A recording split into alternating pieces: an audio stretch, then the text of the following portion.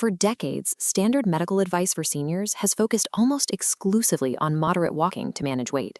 But for many, that low-intensity approach results in muscle fibers shrinking and fraying, leading to a state of physical weakness. A 6-month study from the University of the Sunshine Coast recently tracked over 120 healthy adults in their 70s to see how different exercise intensities actually impact the aging body. The researchers found that high-intensity interval training, or HIIT, was the only method tested that reduced belly fat while entirely preserving lean muscle mass. By the end of this video, I will provide a complete step-by-step weekly schedule to implement this protocol, though you must secure physician clearance before beginning any high-intensity routine.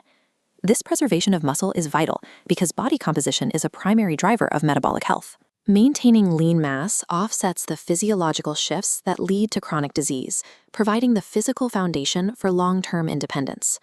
The Maturita study revealed a specific physiological trade-off that occurs when seniors engage in moderate-intensity exercise. This chart tracks the moderate-intensity group. While they successfully reduced fat mass, they experienced a simultaneous decline in lean muscle. In the HIIT group, the results were different.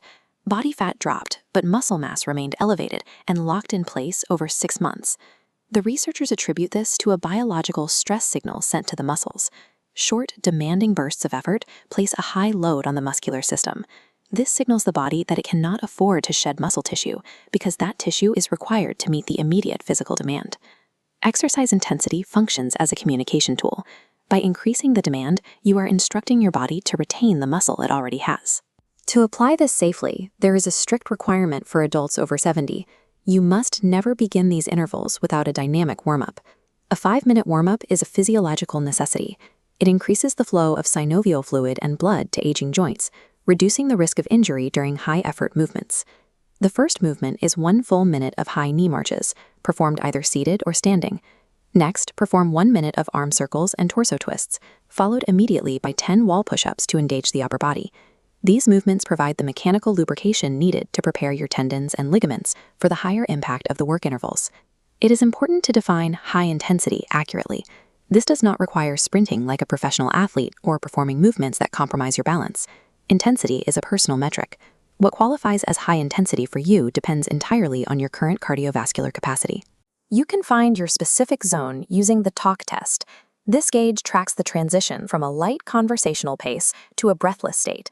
If you can easily speak in full sentences or discuss the weather during your work interval, you are still in the moderate intensity zone, where muscle loss is more likely to occur.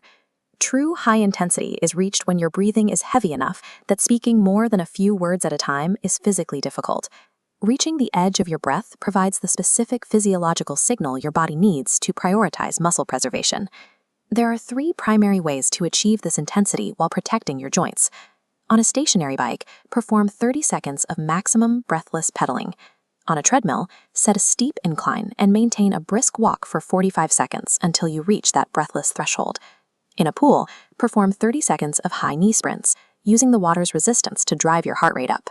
As this visualization shows, stopping all movement immediately after a burst of effort causes circulation to stall. This leads to blood pooling and potential dizziness. To avoid this, you must use active recovery. Spend 1 to 2 minutes moving very slowly and continuously between every high-intensity interval. The effectiveness of HIIT relies on this contrast, pushing to your physical limit, followed by a period of light, purposeful motion. We can now organize these warm-ups, intervals, and recovery periods into a sustainable weekly plan. The study followed a schedule of exactly 3 20-minute HIIT sessions per week, typically on Monday, Wednesday, and Friday. Each 20-minute block consists of a 5-minute warm-up, 5 rounds of your chosen interval and recovery, and a final cool-down. On Tuesdays and Thursdays, the focus shifts to light active rest. Gardening or a relaxed walk supports recovery without the risk of breaking down muscle tissue through overexertion. You can download a printable version of this schedule from the link in the description to review with your doctor. Aging does not have to result in a steady loss of physical capability. By dedicating 1 hour a week to these focused intervals, you can maintain the muscle mass and body composition necessary to stay active and mobile for years to come.